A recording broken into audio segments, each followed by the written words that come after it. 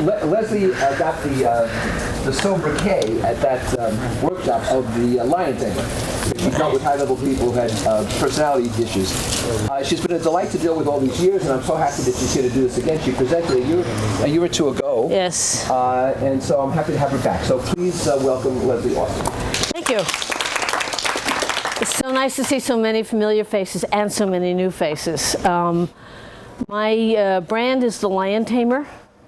I made a wisecrack in one of Alan's workshops that because I deal with changing, difficult, challenging, or aberrant behaviors in many of my very high-functioning, high-level C-suite executive clients, the ones who are very successful and very nasty, can be abusive, destructive, the unbalanced narcissists. And that's what I'm going to talk about today, is in your consulting, I guarantee you there's not a person in this room that hasn't run into a client who you have discovered after you start working with them that you're dealing with someone who has an unbalanced sense of narcissism.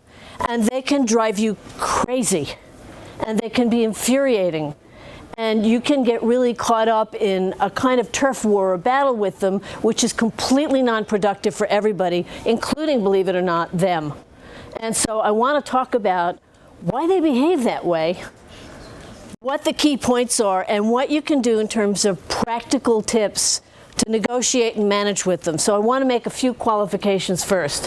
When I'm talking about narcissism, I'm talking not in the psychological definition. This is not a psychology or therapy talk here. There are causes in growing up, conditioning, childhood, adult life, why people become unbalanced as narcissists. And one of the biggest causes is our culture rewards bad behavior. We like the king of the jungle. We like the person who plows over everybody, or we have. This is changing actually a little bit. This is changing a little bit in our culture now, and I see in my clients that bad behavior is no longer tolerated or rewarded quite the way it was. So a lot of the time in my earlier consulting work, I would be brought in to help somebody who a company values, who has real value to a company, but is causing problems. Either they're abusive and nasty and people around them leave, so it costs the company a lot to replace people around them. Or they're just destructive. Or they might be on the edge of being a walking lawsuit. I dealt with a lot of people in investment banks, brokerage houses, who were actually a little crazy and actually on the edge of hurting people physically and certainly emotionally abusive to people around them. Yet they made so much money for their bank or their investment house, they wanted to try and keep them.